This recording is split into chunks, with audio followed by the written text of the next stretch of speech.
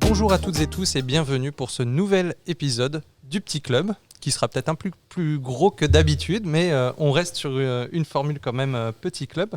On continue notre série autour du jeu de société qui va durer un petit peu tout l'été.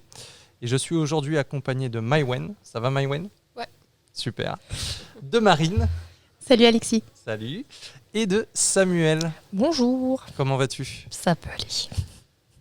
Là, l'idée, c'est d'échanger ensemble sur des jeux peut-être un petit peu plus costauds que ce qui a été présenté dernièrement.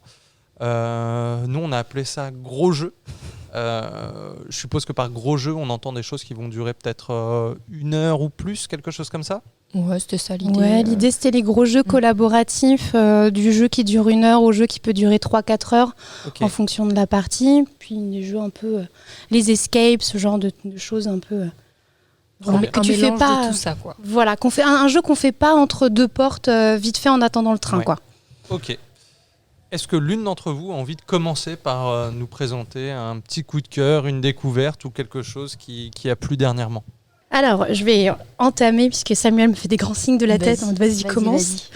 Moi, récemment, j'ai eu en cadeau Minuit Meurtre en mer, la 2e édition, parce qu'il y avait une première édition sortie il y a quelques années et là, ils l'ont refaite dans un nouveau Kickstarter avec des règles aménagées. Minuit Meurtre en mer, c'est à la fois un jeu de plateau, mais c'est aussi un jeu d'enquête. Il y a des scénarios et dedans, vous allez devoir résoudre des meurtres. Vous êtes sur un paquebot en croisière de luxe et il y a quelqu'un qui se fait assassiner dans une cabine VIP. Et il y a quelques coupables. Il va falloir, en déplaçant ses pions, en allant fouiller des pièces ou interrogeant des témoins, il faut révéler le mystère. Alors, ce qui est sympa dans Minuit Meurtre en mer, c'est qu'il y a 3 modes. Il y a un mode coopératif, donc on est plusieurs enquêteurs pour résoudre le crime. Un mode compétitif, donc on peut jouer à plusieurs et là par contre le but c'est de trouver la réponse le plus vite et tout seul, et un mode solo, donc avec des règles adaptées pour jouer seul. Et ce qui est sympa aussi, c'est que quand vous fouillez les pièces ou interrogez les gens, vous avez un petit livret et toutes les réponses sont mélangées à l'intérieur du livret. Donc il n'y a pas de risque en lisant ce qui est au-dessus, en dessous, sur les côtés, il n'y a pas de risque de choper une information qu'on ne doit pas choper, et ça c'est plutôt bien pensé parce que parfois c'est un peu l'écueil dans les jeux d'enquête où les réponses à côté, si on les lit sans faire exprès ou en regardant parce que naturellement ton œil est attiré, tu peux te faire avoir. Et l'avantage aussi de Minuit Meurtre en mer, c'est qu'il y a une piste de temps, donc c'est pas indéfini, donc on est plutôt autour d'1 heure de jeu en tout. C'est du narratif, c'est donc même en collaboratif, on doit échanger des infos, mais on n'est pas obligé d'échanger toutes les infos parce que ça permet parfois de récupérer des jetons pour interroger en plus, donc il faut être un peu stratégique. Et c'est sympa parce qu'il y a quand même pas mal d'énigmes à faire, donc il y a de quoi voir venir quand vous avez une boîte. Donc voilà, si vous aimez les jeux d'enquête, le côté un peu plateau et en même temps enquête, c'est plutôt sympa. Et le décor, voilà, dans un paquebot, ça fait très Agatha Christie, je trouve. Oui, ça fait penser au crime de l'Orient Express, vu comment tu le dis, t'es enfermé sur le bateau et tu dois aller choper tous les indices pour savoir qui est le meurtrier. Ouais, il y a ce petit côté-là. Et du coup, ça c'est un jeu qu'on peut avoir uniquement en ayant... Non, il est sorti en boutique maintenant. Okay. Mais d'ailleurs, il y a encore des versions Kickstarter qui sont vendues en boutique. C'est juste qu'en Kickstarter, les gens avaient des scénarios en plus qui étaient mis, parce que la première version avait été faite, ils avaient fait une extension. Et là, dans cette nouvelle version, ils ont corrigé des règles, des points de règles qui étaient flous, des remontées des joueurs qui leur disaient que ça allait pas ou qu'il y avait des erreurs. Et donc ils ont repris le jeu, ce qui fait qu'il n'est pas compatible avec les versions précédentes. Donc ils ont refait une version où ils ont remis des scénarios en plus pour que les joueurs qui avaient acheté les premières versions, s'ils achetaient cette nouvelle, ils ne soient pas lésés dans le jeu. Mais globalement, si vous avez les premières versions, je ne suis pas sûre que ça vaille vraiment le coup de racheter la nouvelle. Mais si vous ne l'avez pas, là il y a encore des versions Kickstarter qui étaient vendues il n'y a pas très longtemps, je pense jusqu'à épuisement des stocks. Et donc avec, il y a quand même au moins 24 épisodes. Enfin, 24 scénarios au moins. Donc, c'est... Il y a de quoi faire. Ouais, il y a de la jouabilité, quoi. Et après, en fait, tu repars sur le même principe à chaque fois. Tu es sur le paquebot et quelqu'un s'est fait assassiner. C'est juste qu'après, c'est la personne qui change et le scénario, c'est ça. C'est ça. Okay. Le scénario est différent et donc les cabines, tout ça, les personnages ont les mêmes noms, mais il faut considérer que ce sont des nouvelles enquêtes et donc pas forcément ce que vous avez appris. Il n'y a pas de mode campagne. Donc, ce qu'on a appris dans un cas, c'est pas ça. Et parfois, il n'y a pas de meurtrier et parfois, ils sont plusieurs. Ok. Donc il peut aussi y avoir des cas, voilà. Donc c'est assez intéressant parce que ça vous fait réfléchir pas mal quand même. Cool. Trop bien. Je vais enchaîner sur un cadeau d'anniversaire aussi. Ok, bah vas-y. C'est bien les cadeaux d'anniversaire. C'est ça. Alors j'ai eu récemment du coup Terreur sur Lakeview. Donc c'est un jeu de plateau aussi où en fait c'est une adaptation du comics qui a inspiré Stranger Things. Donc on est dans une petite ville américaine, on est des adolescents et un de nos amis a disparu et un démon, enfin ou certaines créatures qui n'existent pas en vrai, viennent attaquer la ville. Donc en fait à chaque partie on va avoir c'est assez asymétrique. Il y a quelqu'un qui va jouer l'enfant disparu et le monstre, et les autres qui vont tenter à la fois de découvrir où est caché l'enfant, mais aussi à détruire en fait la créature. Sachant qu'il y a pareil des scénarios différents, donc des créatures différentes avec différentes manières de les détruire. Et en fait, l'enfant peut être partout dans n'importe quel bâtiment de la ville. Donc c'est plutôt pas mal. Il y a un côté un peu enquête, parce qu'en fait, le personnage qui joue l'enfant va essayer de nous dire plus ou moins où il est, mais sans nous le dire concrètement, donc avec des cartes qu'il arrive à déplacer, etc. Mais donc, c'est à nous de déduire, attends, qu'est-ce qu'il veut nous dire là ? Bon, parfois, t'es à côté de la plaque, mais parfois, du coup, ça marche bien. Et à la fois, comprendre comment on doit détruire le monstre. Donc, il y a ces deux volets-là. Au fur et à mesure, on peut s'équiper un peu mieux, avoir un vélo qui va beaucoup plus vite, ou des petits trucs comme ça. Donc c'est plutôt pas mal. Et il y a un système un peu comme on peut voir sur certaines cartes de JDR, il y a un système de petits carreaux en fait sur la map, voilà, de quadrillage. Donc en fait, on peut se déplacer par exemple de 3, on peut décider 1, 2, 3, tac, on va visiter ce lieu, etc. Donc c'est plutôt pas mal. Au début, ça peut paraître... quand on sort le plateau, qu'on met, il y a un petit peu de matériel, donc ça peut être un petit peu effrayant, mais franchement ça va, une fois qu'on a compris les règles, ça se déroule tout seul et ça se joue bien. Et t'as oublié de préciser, il est super beau. Ouais, après c'est vibe années 70-80, donc t'as des couleurs en fait, un peu flashy. Les joueurs ils sont en coop. Ouais, c'est de la coop. Il y en a un qui est un peu en entre-deux. C'est asymétrique, ça fait un peu comme le Mysterium où t'as un qui ne parle pas et qui doit donner des informations aux autres. Donc là, c'est vraiment ça. Et en plus, cette personne-là joue le monstre. Sachant que le monstre, en fait, c'est en fonction des cartes que tu poses, c'est pas lui qui va trop décider ce qui va se passer. Il va lui dire, tu dois le déplacer, par exemple, de 2 quartiers vers les personnages. Donc en fait, il va déplacer le monstre, mais il a des contraintes. Et j'ai pas bien entendu au début, c'est le jeu qui a inspiré Stranger Things ou l'inverse ? Alors à la base, c'est un comics qui a inspiré Stranger Things, qui s'appelle Terreur sur Lakeview. Et là, du coup, c'est une adaptation du comics.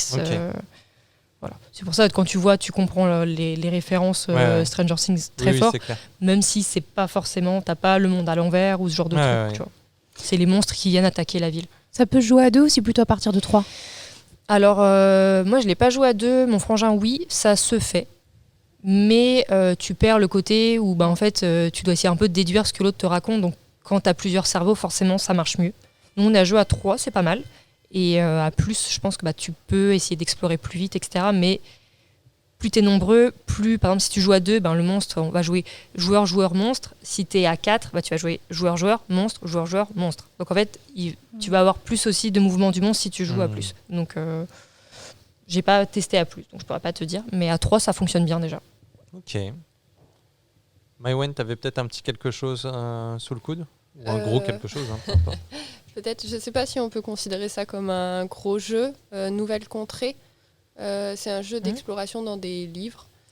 C'est en coopération. Je l'ai fait un peu avec mes petites sœurs, donc avec des ados.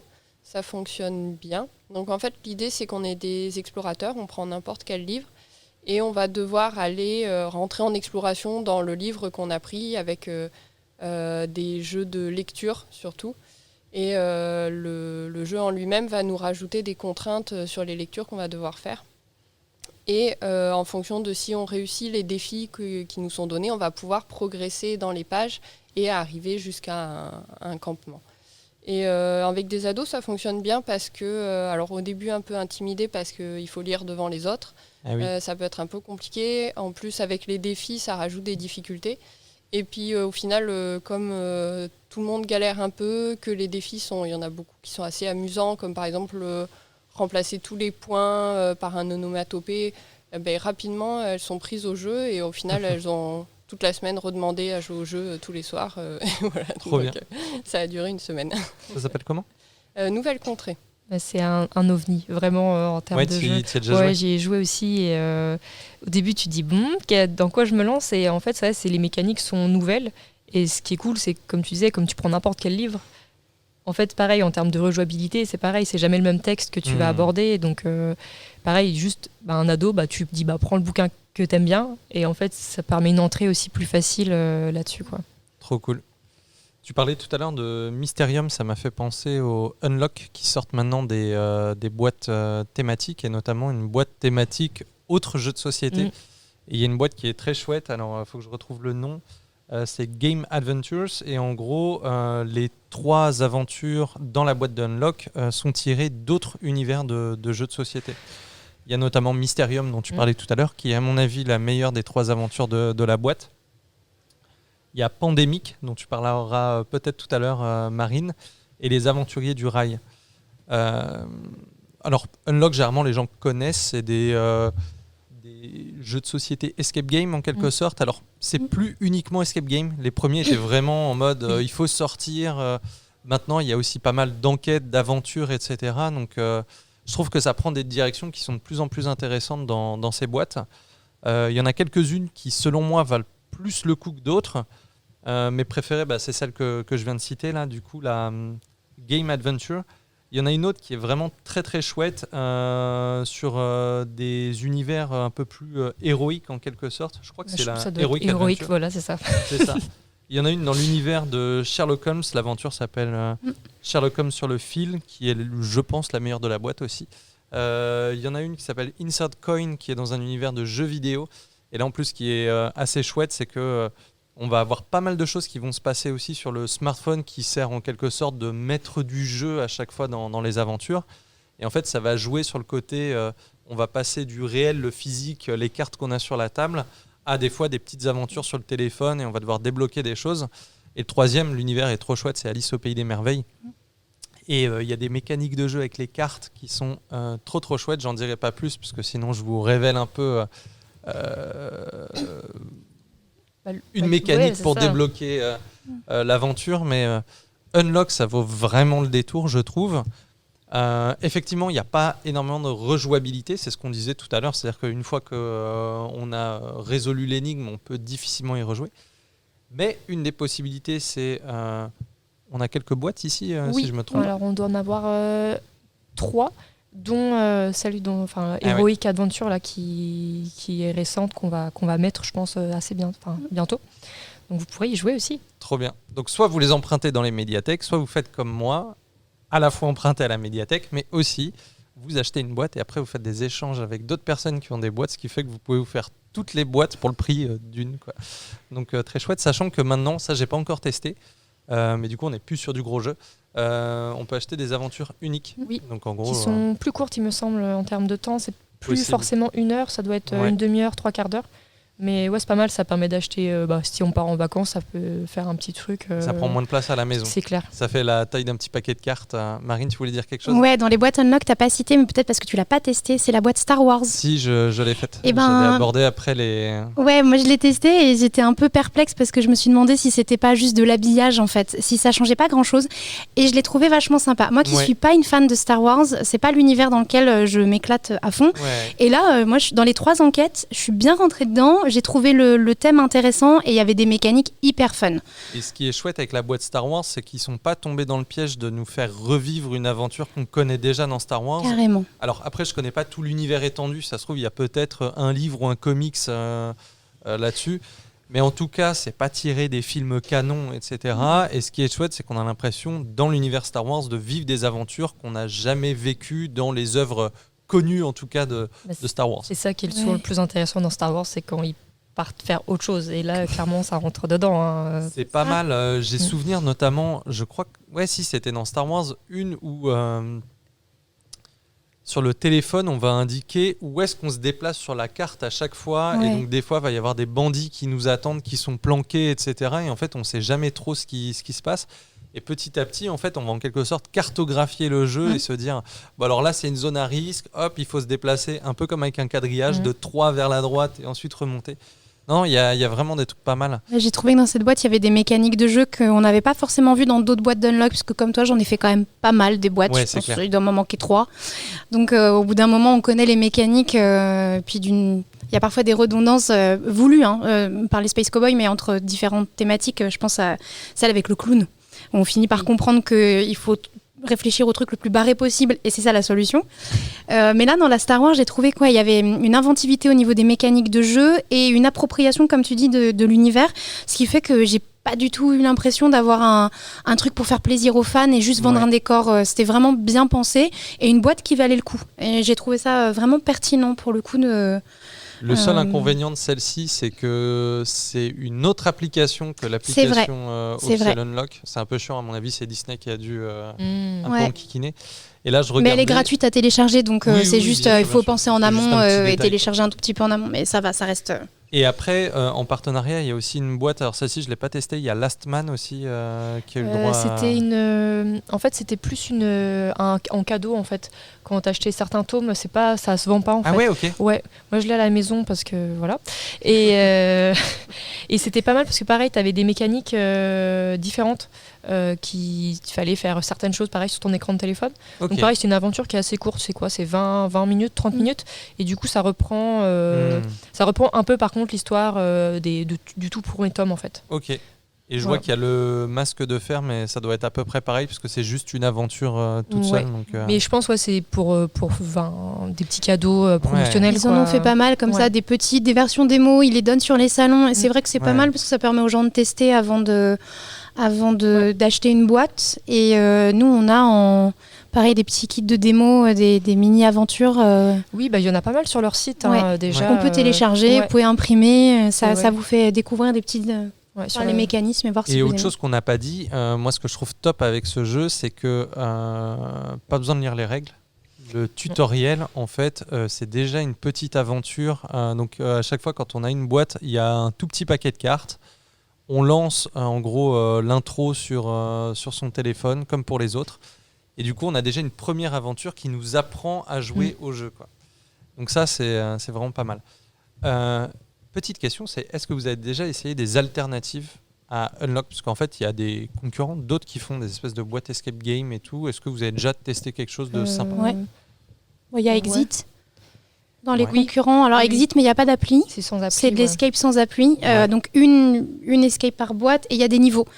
Et ça, c'est pas mal parce que c'est une vraie différence de niveau entre les aventures débutants et experts, ce qui permet soit d'augmenter, soit si on veut offrir à quelqu'un qui ne joue pas beaucoup, on peut prendre une aventure débutant. Quelqu'un qui joue beaucoup, l'expert est pas mal faite. Après, en soi, sur les Unlock, souvent, il y a 3 paquets de cartes et souvent, c'est progressif. Il y a un niveau facile, intermédiaire et plus compliqué. Donc, c'est pareil, dans une seule boîte, déjà, tu arrives aussi à avoir... cette différence. Après, c'est toujours compliqué d'évaluer ça parce que moi, ça m'est arrivé des fois de galérer sur des faciles et de me faire des difficiles entre guillemets à vitesse TGV, quoi. Mais bon. C'est très personnel après. En fait, il suffit que la mécanique te parle plus qu'une autre ou que tu aies capté un truc. Des fois, il suffit juste qu'il y en ait un qui, sans faire exprès, en tournant la tête, ait vu un détail ou n'importe quoi. Et si vous avez déjà joué à ces jeux, est-ce que vous préférez jouer en petit, plus gros comité Unlock, moi je trouve que c'est quand t'es trop, c'est compliqué parce que je suis d'accord avec Samuel. Ouais, c'est ça. Moi j'aime bien à 2. Ouais, 3-4 c'est beaucoup déjà parce qu'en fait comme il faut lire les cartes ou regarder des petits détails, même si les cartes sont plus grandes que les paquets de cartes classiques, ça reste compliqué d'être je à 5 trouve qu'à autour. 4, il y en a vite au moins un qui fait rien, le temps que les cartes s'échangent, parce que il y a des moments dans les parties d'Unlock où il y a 18 000 cartes sur la table parce qu'il y a plein d'énigmes et en fait il y en a 5 qui font une seule énigme à tout trifouiller ensemble, et du coup là on peut à peu près chacun mettre la main dessus, et puis par moment en fait il y a que 4 ou 5 cartes d'ouvertes parce que c'est un peu plus resserré, et à 4 c'est vite trop. Je trouve qu'à 2 c'est pas mal, ça se joue vraiment bien à 2. J'aime bien 3, c'est ce que je préfère. Mais quand tu parles du fait qu'il y ait plein de cartes sur la table, pour moi, tu vois, c'est à la fois une force et une des faiblesses de ces boîtes, c'est que c'est chouette. Des fois, on se retrouve avec plein de cartes sur la table et en fait, si tu bloques sur quelque chose, tu peux toujours te rabattre sur autre chose. Et donc ça, c'est pas mal. Par contre, des fois, en fait, tu t'y perds dans l'histoire. Parce que t'as l'impression qu'on perd la linéarité de l'histoire, c'est-à-dire que tu suis une espèce de fil et en fait tu vas revenir en arrière pour essayer de débloquer autre chose parce que tu bloques sur quelque chose. Et en fait tu sais plus trop où t'en es dans l'histoire et tu te retrouves juste à résoudre oui, tu résous des énigmes, etc. Et en fait, où est-ce que tu es dans le manoir de ceci, cela Après, je pense que c'est comme c'est tous ces jeux avec des scénarios, ils se valent pas forcément tous en termes d'écriture.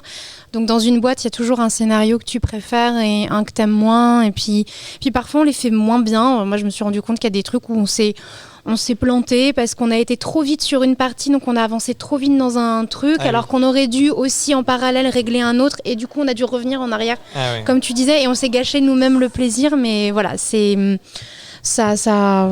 Après, je pense que ça dépend des façons de jouer, mais oui, ça peut être un frein. Comme j'ai rapidement abordé Pandémie, est-ce que tu veux enchaîner sur on y va. Sur cette boîte ?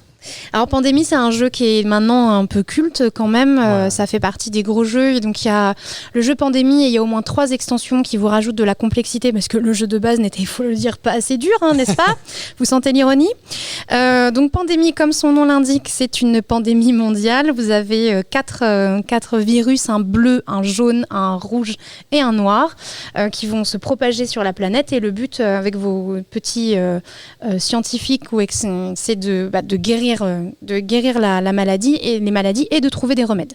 Donc pour gagner, il faut trouver les 4 remèdes aux maladies. Et puis vous avez donc des médecins, des virologues dans les personnages. C'est du collaboratif, donc ça peut se jouer évidemment en solo parce qu'on prend plusieurs personnages pour jouer et on fait tout seul. Mais ça peut jouer facilement à 2, à 3 ou à 4. 4 étant le bon chiffre. Je pense qu'après, plus c'est toujours un peu plus compliqué autour de la table.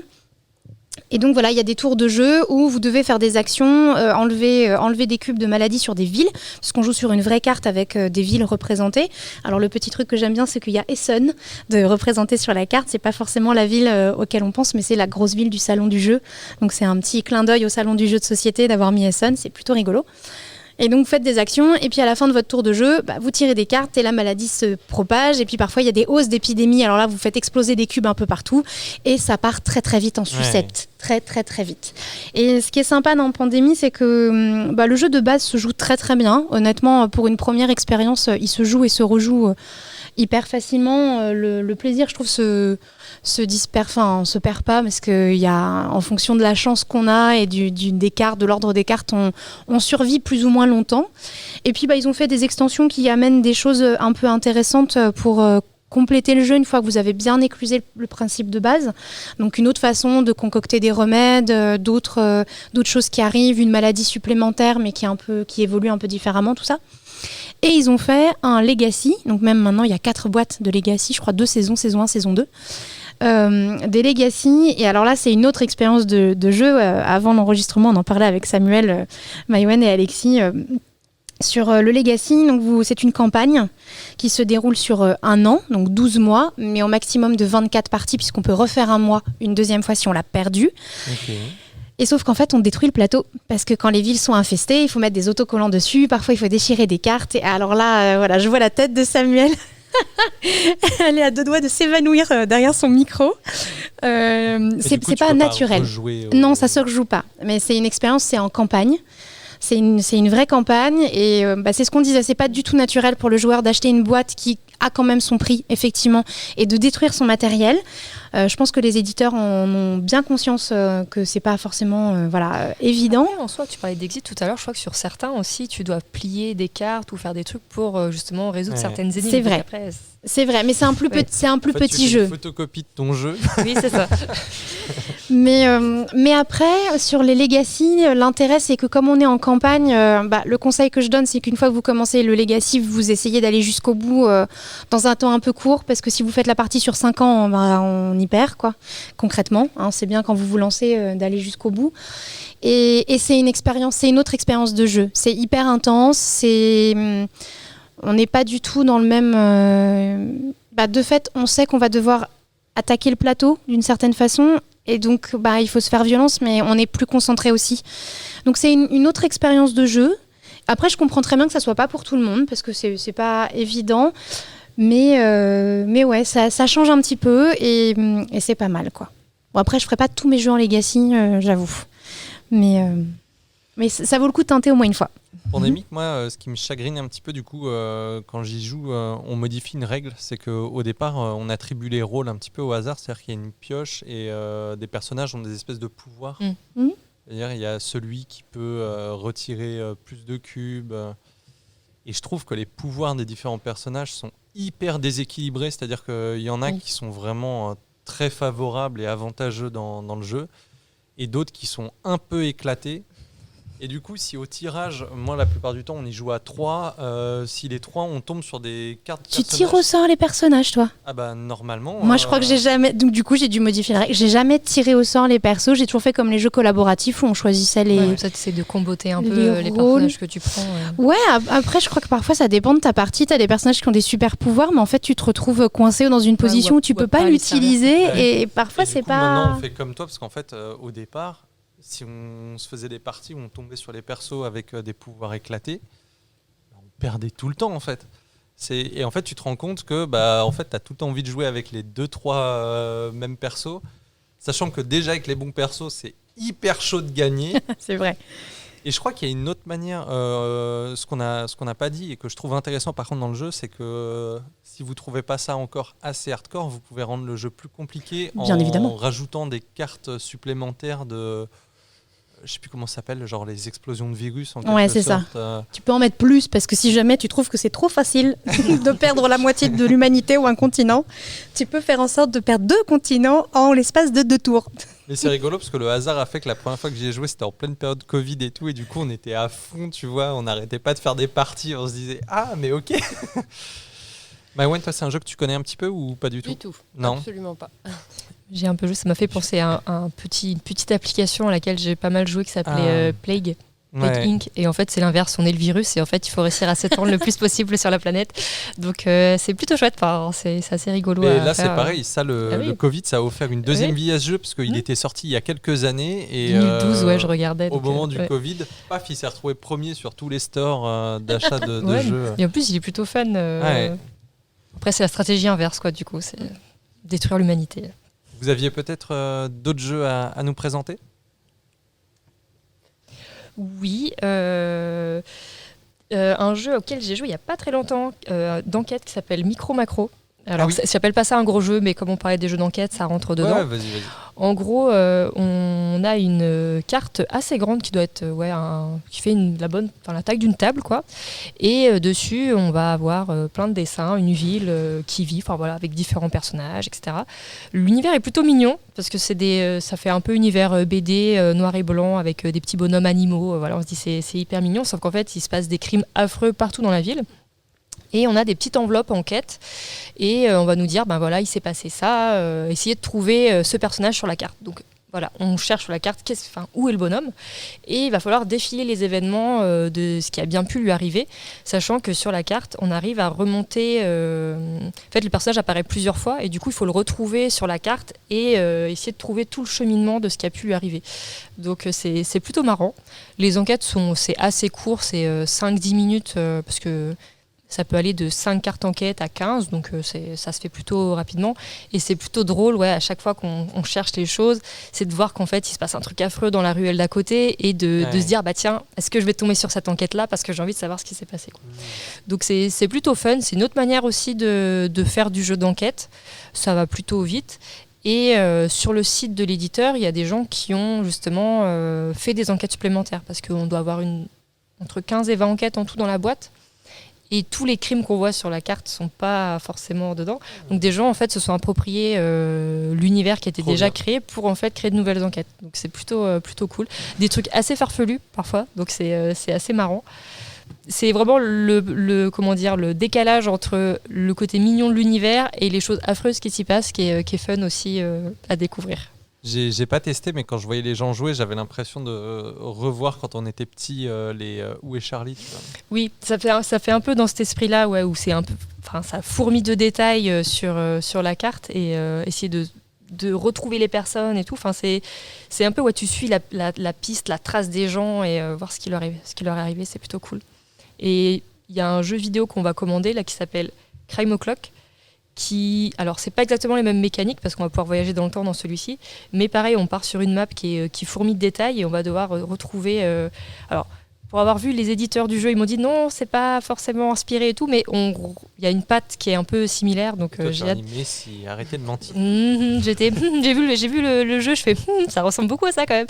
Et enfin, j'ai pas testé du coup le jeu, mais j'ai hâte de pouvoir le tester parce que voilà, les mécaniques ressemblent un petit peu et j'aime bien un micro macro réservé, déjà. Tu vois, je voulais me le réserver là vu que t'en parlais. Il est dans mon bureau si tu veux. Ah bah ouais, trop bien.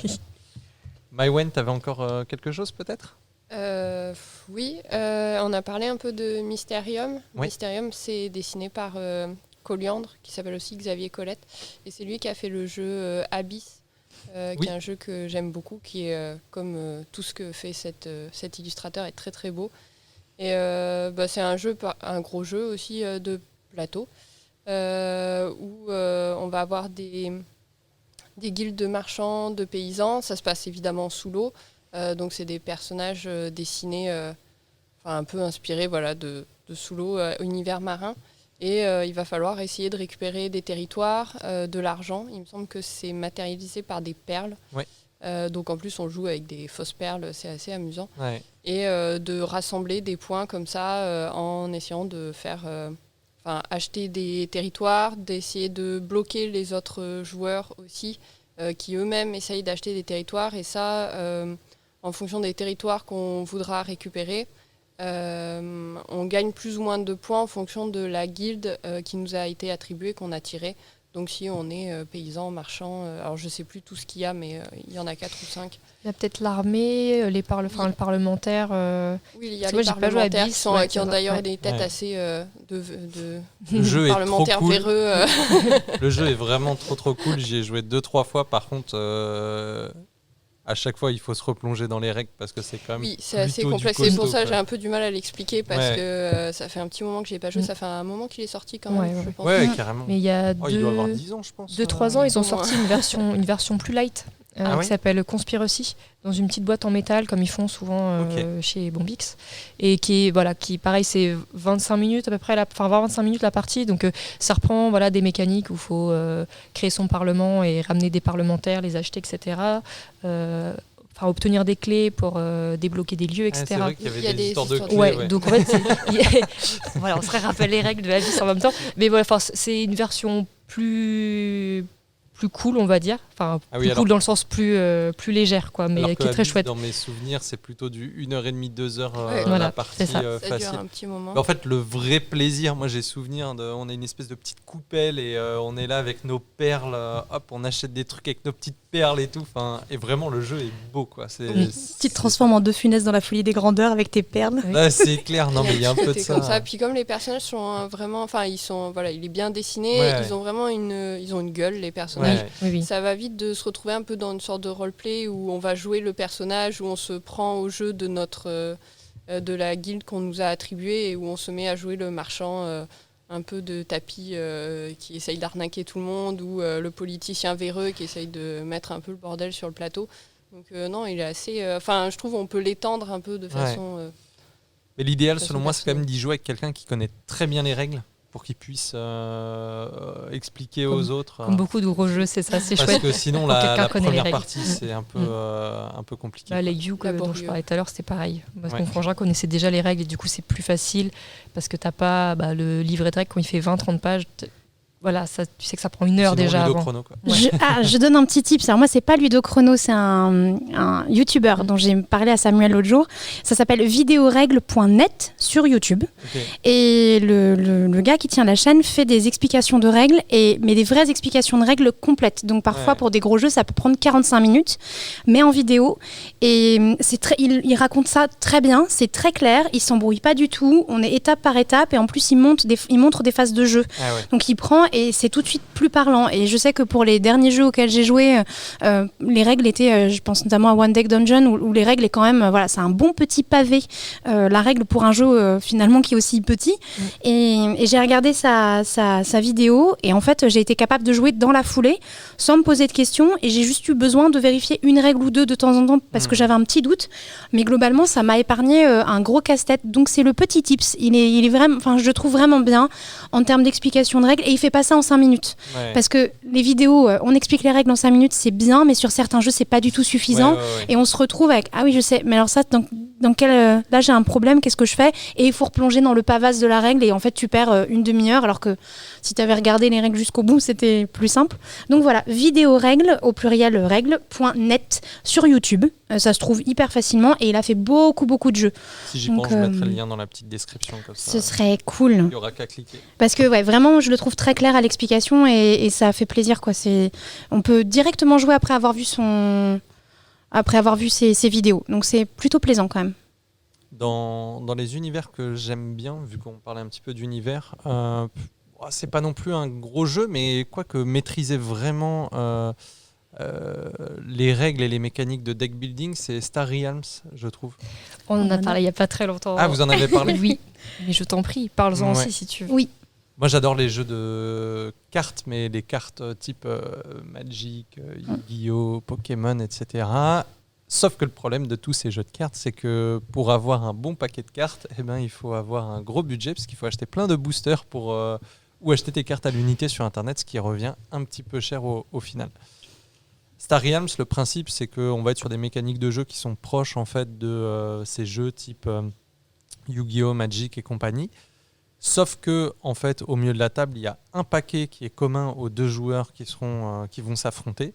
Et en fait, on va se constituer son propre deck, d'où l'expression deck building, pour affronter l'adversaire. Et en fait, on va avoir plusieurs types. Alors, c'est vrai que je n'ai pas précisé, c'est dans un univers spatial, donc avec des vaisseaux, etc. Plusieurs types de vaisseaux. Et en gros, on va se spécialiser un peu dans certains types de vaisseaux, certains qui sont plus défensifs, d'autres plus en attaque. On va avoir l'équivalent des manas, en quelque sorte, qui sont d'autres types de petits vaisseaux, si je me souviens bien.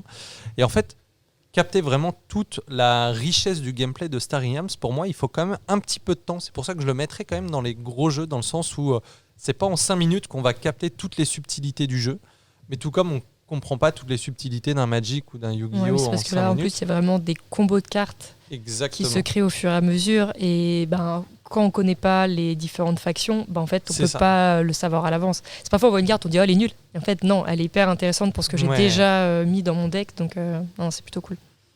Et voilà, c'est trop bien. Moi, j'ai une petite préférence pour Star Realms, mais pour ceux qui préfèrent les univers Heroic Fantasy, il y a Hero Realms. Oui, Hero Realms qui est bien aussi. Ouais. Moi, je préfère, mais parce que je suis plus fantasy. Ouais.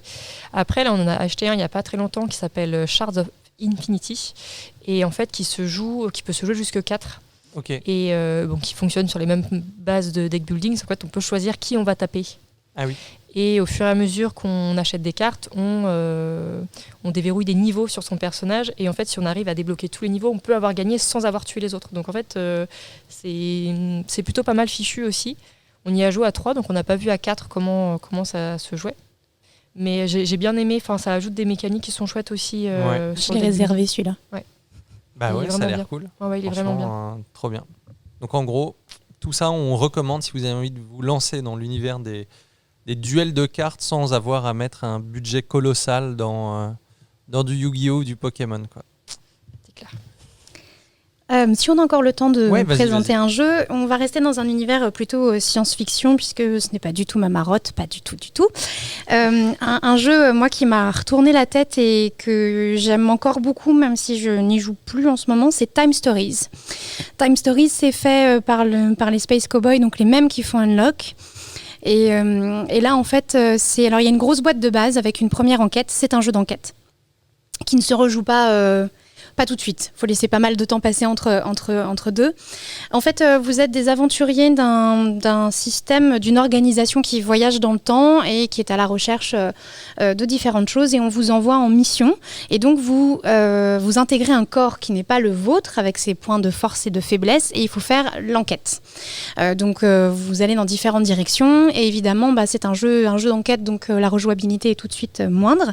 Mais ce qui est intéressant, c'est que vous avez cette grosse boîte de base, et ensuite vous avez plusieurs scénarios qui s'additionnent, que je conseille vraiment de faire dans l'ordre.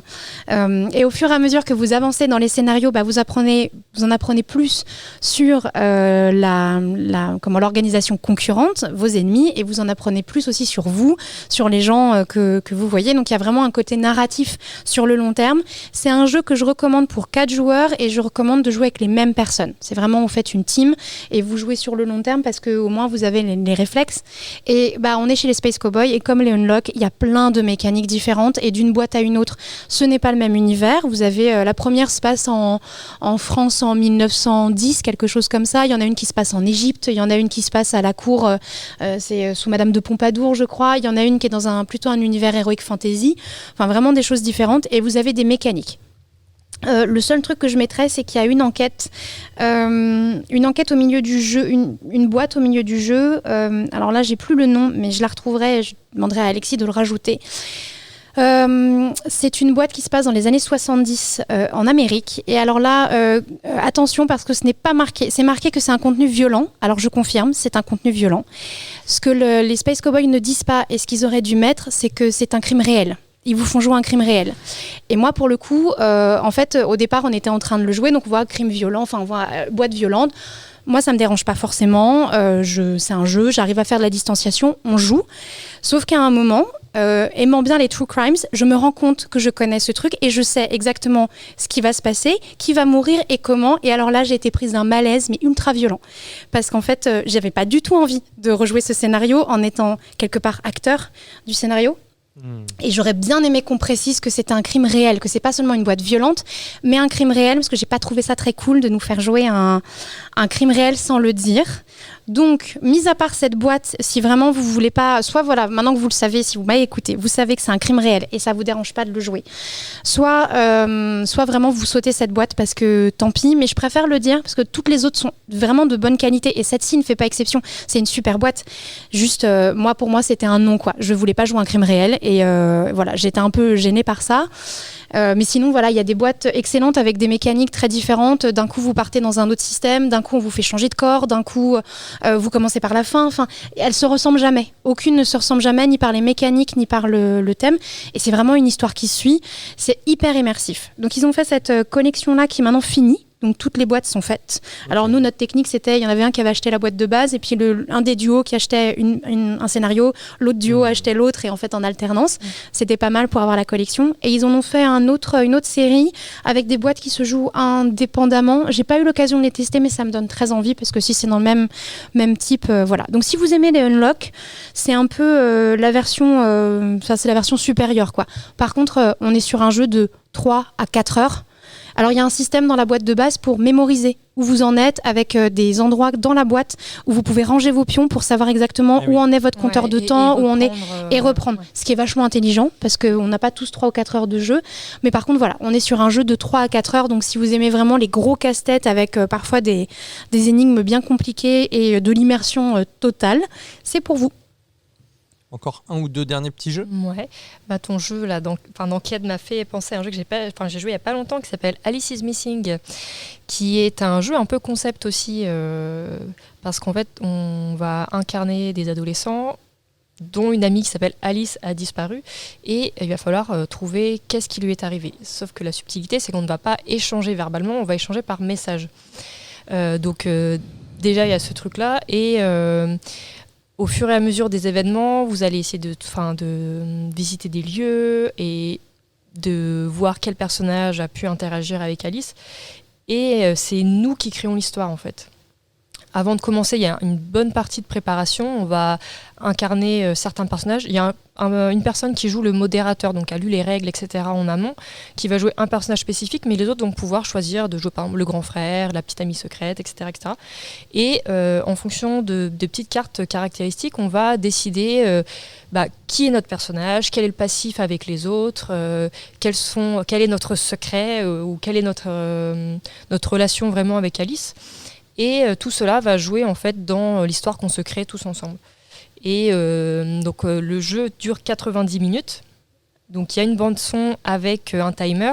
Et par exemple, à peu près toutes les 10 minutes, on va déclencher des cartes événements.